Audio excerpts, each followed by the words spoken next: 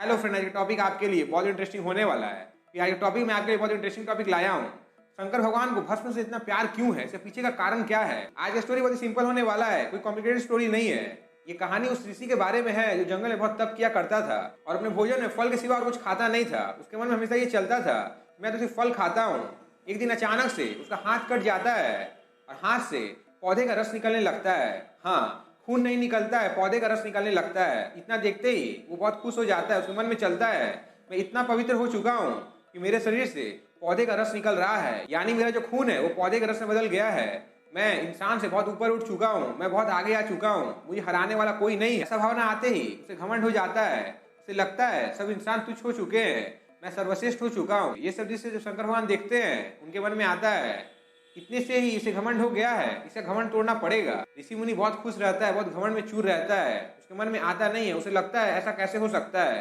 वो दोबारा दूसरी उंगली को भी काट के देखता है। जैसे ही काटता है वहां से फल का रस निकलने लगता है। वो सोचता है अब तो मैं बहुत महान हो चुका हूँ, मेरा गिनती भगवानों में होगा। एक दिन अचानक से जब वो ऋषि मुनि फलाहार कर रहा था, मतलब भोजन कर रहा था, शंकर भगवान अपना रूप चेंज करके ऋषि के पास आते हैं और कहते हैं मुझे कुछ भोजन दे दीजिए। वो ऋषि कहता है हाँ हाँ ले लीजिए, कोई बात नहीं है, मैं और ले आऊंगा, मेरे पास में बहुत शक्ति है, बहुत पावर है।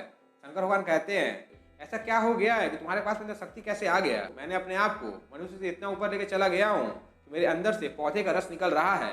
खून मेरा है ही नहीं, मेरा जो खून है वो पौधे का रस में बदल गया है। मैं बहुत उच्च कोटि का इंसान हो गया हूँ, हमारे शरीर से पौधे का रस ही निकल रहा है, ये कोई बड़ा बात नहीं है।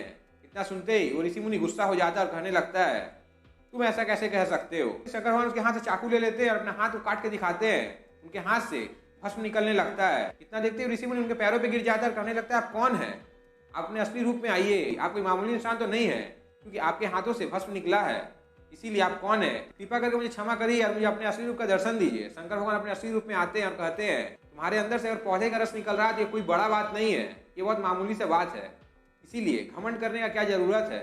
अगर तुम्हारे अंदर से ये चीज हो रहा है तो उसके पीछे जरूर कोई कारण होगा जो बाद में जाकर तुम्हें समझ में आएगा। हमारे अंदर में इतना घमंड भर गया है, इसे कुछ कहा नहीं जा सकता है। देखो मैंने भी तो अपना हाथ काट लिया, क्या निकला, भस्म के अलावा कुछ भी नहीं निकला है।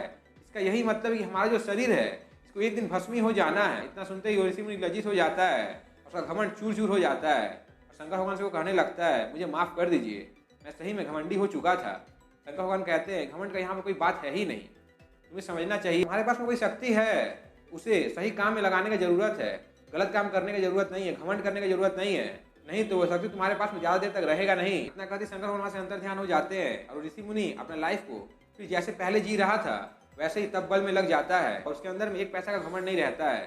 सो फ्रेंड, मैं आपको इस कहानी के माध्यम से यही कहना चाहता हूँ, आपके अंदर में जितना भी घमंड हो जाता है कि हम ये कर लेंगे वो कर लेंगे, सब काम हम कर लेंगे, पर एक बार आप सोच के देखिए घमंड लेकर कहाँ तक जाइएगा। हम लोगों को एक ही जगह जाना है, कोई कुछ लेकर आया नहीं है और कोई कुछ लेकर जाएगा नहीं। मैं आपको ये कहना चाहता हूँ जो हमारा जो शरीर है ये 5 तत्वों का बना हुआ है और एक दिन 5 तत्वों में मिल जाएगा। अगर आपके लाइफ में कभी घमंड हो जाए तो शमशान से घूर कर एक बार आइएगा, वहां पर आपको पता चल जाएगा अमीर से अमीर इंसान और गरीब से गरीब इंसान दोनों को एक साथ किस प्रकार से जलाया जाता है। दोनों उस प्रकार से ही जलते हैं जैसे हर इंसान को जलाया जाता है। इसीलिए मैं आपको क्या कहना चाहता हूँ वो समझ में आ गया होगा।